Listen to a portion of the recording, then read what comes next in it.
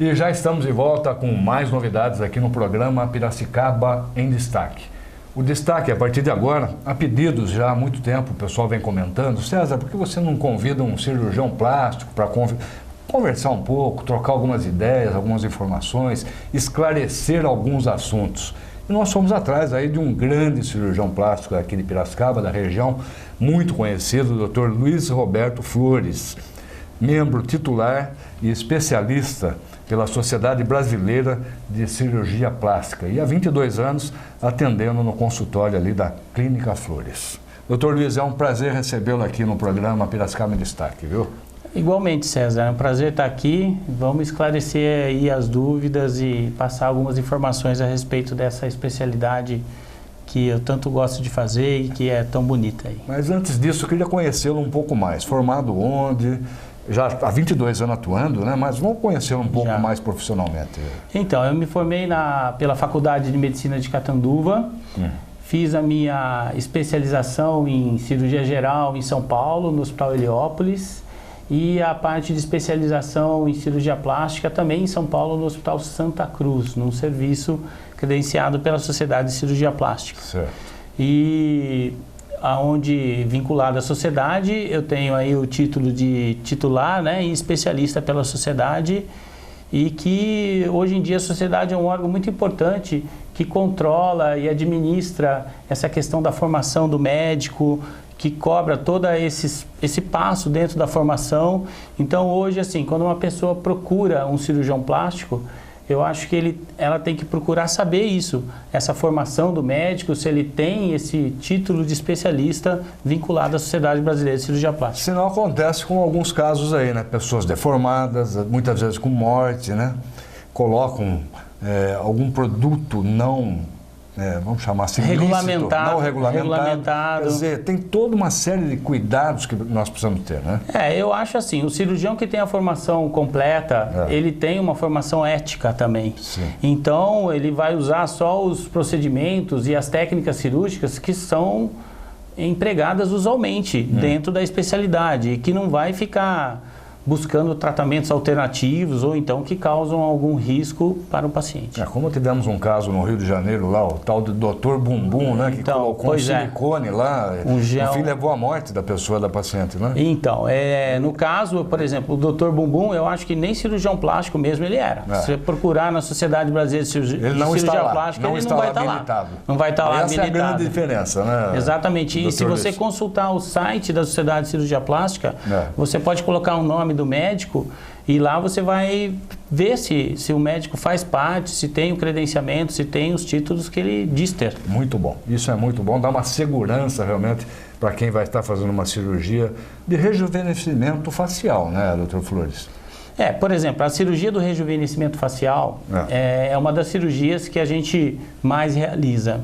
E ela pode ser assim, tanto num segmento da face, nas pálpebras, ou na papada, ou então uma cirurgia que mais no rosto como um todo, que a gente pode abordar o rosto inteiro de uma vez. Sim. Então a gente divide a face em terços, superior, médio, inferior, e dentro da necessidade de cada pessoa, a gente vai indicando o procedimento que ela precisa. Às vezes a pessoa tem uma pálpebra caída já sobre os olhos, uma flacidez em volta. Isso é um tipo de cirurgia. Isso. No caso, seria a cirurgia das pálpebras, a gente chama de blefaroplastia. Em cima e embaixo. E pode ser superior ou inferior. E a gente aborda a flacidez de pele, às vezes a presença de bolsas de gordura. Certo. E às vezes até uma certa frouxidão, flacidez dos ligamentos, porque essas cirurgias elas são estéticas, mas elas não podem prejudicar a função.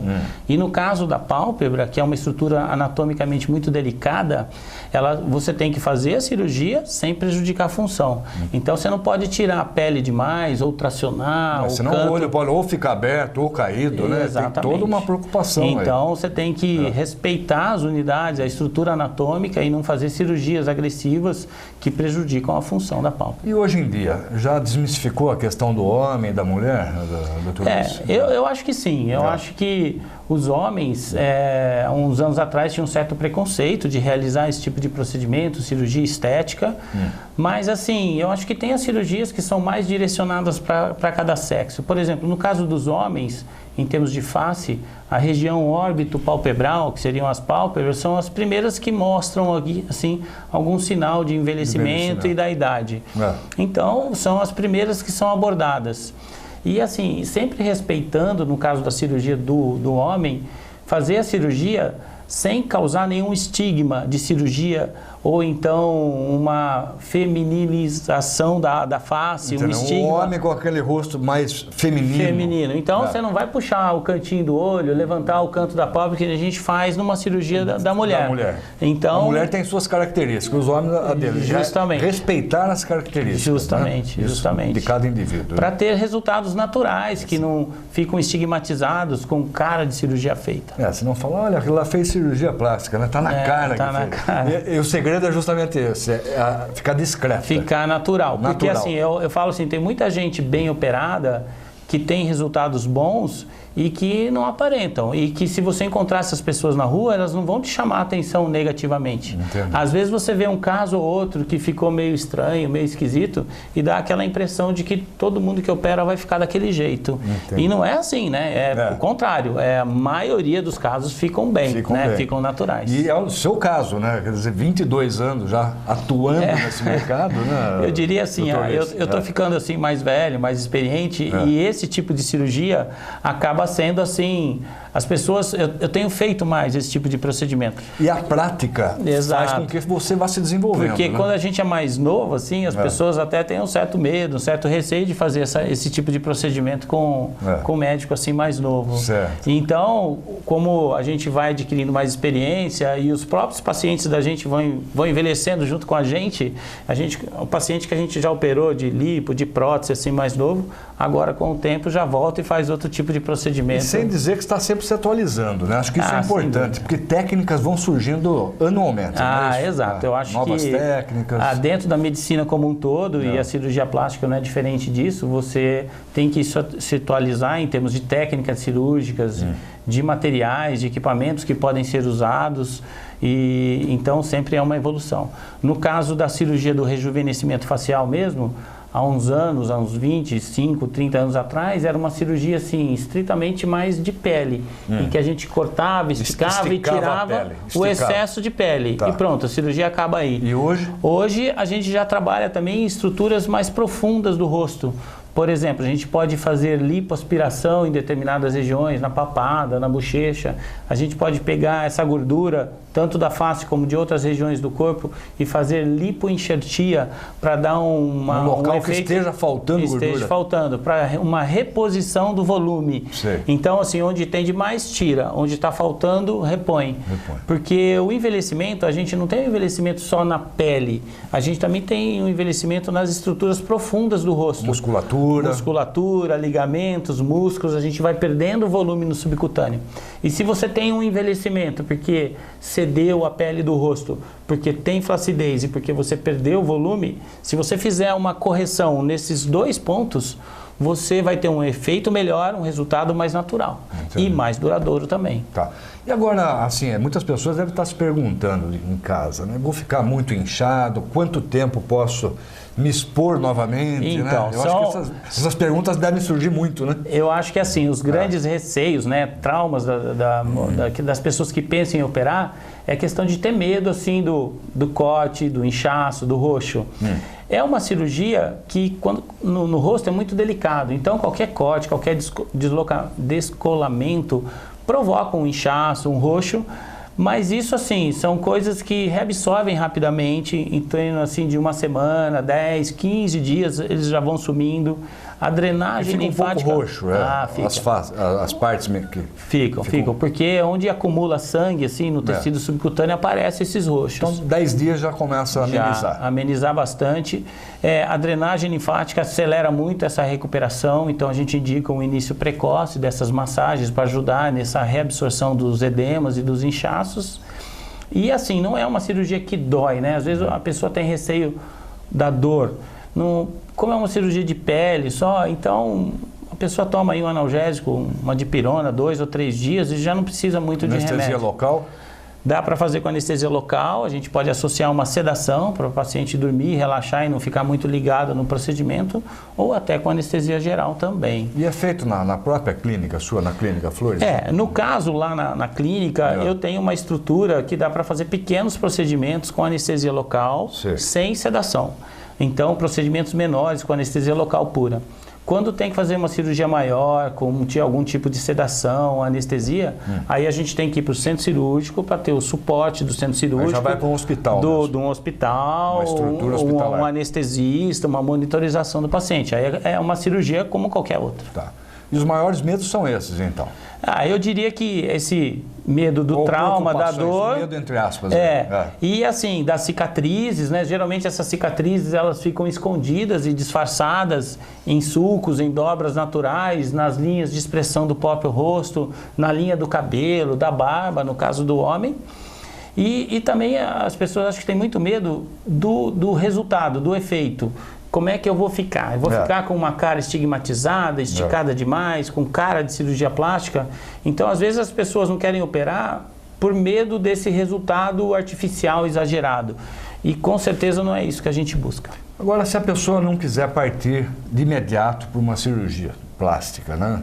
E sim fazer alguns retoques. Existem possibilidades através de botox, de preenchimentos? Sim, existem esses procedimentos. Vocês fazem isso lá também? Fazemos. Na clínica, essa parte de toxina botulínica, de preenchimento com ácido hialurônico e outras técnicas. A gente tem dermatologista também que atua na área de peelings e também laser, e também essa parte de hidratação, limpeza, esfoliação, essa parte de spa, de esteticista, né?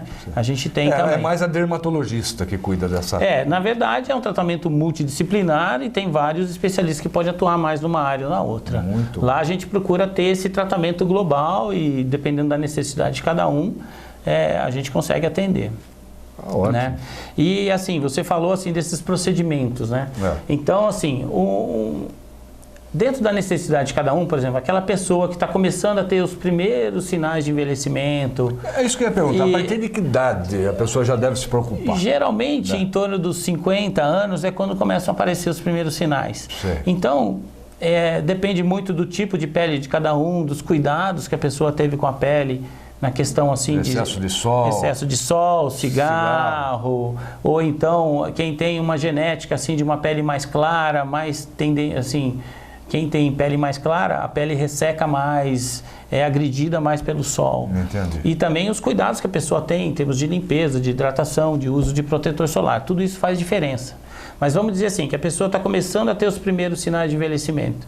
Então, nessas situações, uma toxina botulínica ou um preenchimento aqui ou ali, eu acho que algum material de suspensão, uma tração com fios, sem ser cortar e descolar, pode resolver. Mas chega uma situação em que vai se instalando uma flacidez, um envelhecimento e que esses procedimentos menores não vão dar o mesmo efeito que a cirurgia pode proporcionar. E também tem que se analisar muito a questão do custo-benefício, porque esses procedimentos menores, eles são temporários, são materiais reabsorvíveis. Normalmente dura quanto tempo? De 6 meses a 1 ano, então você tem que ficar refazendo. Então, às vezes, aquilo que a pessoa acha, vou gastar menos. A médio e longo prazo, o custo-benefício praticamente é um custo de uma cirurgia. De uma cirurgia. Às vezes não acaba compensando, justamente. E sendo que a cirurgia tem aí uma durabilidade de quantos anos? De 10, 15 anos, você sempre vai estar melhor do que você estaria se não tivesse operado, mesmo daqui a 10, 15 anos. Diferente de uma toxina que 6 meses, aí acaba o efeito. E eu falo, tem um efeito Cinderela, volta o que era antes. Agora eu já ouvi dizer de algumas jovens também, principalmente mulheres, né? Que às vezes está com uma pequena coisinha aqui, e vai lá, coloca a toxina para prevenir. Existe isso também? Porque assim, essa ruga ela vai surgindo pela ação do músculo. Então, quando a pessoa contrai os músculos da mímica facial, isso vão formando os vincos e as rugas. Então, se a pessoa vem antes da ruga surgir seria preventivo. E atua preventivamente, ela vai formar menos essa ruga, com certeza. Tá ótimo. Conversei aqui com o Dr. Luiz Roberto Flores, cirurgião plástico. Obrigado pela sua participação aqui no programa, por ter vindo em nossos estúdios. Há pedidos aí de muitos clientes, muitas pessoas que nos assistem já nesses 27 anos que nós estamos no programa. Você está mais velho que eu, então. Hein? Tem 22 de previsão que tem 27. Então, agradeço a sua participação e sua mensagem final aos seus clientes, amigos, colaboradores e ao público também da internet que nos acompanha nesse momento.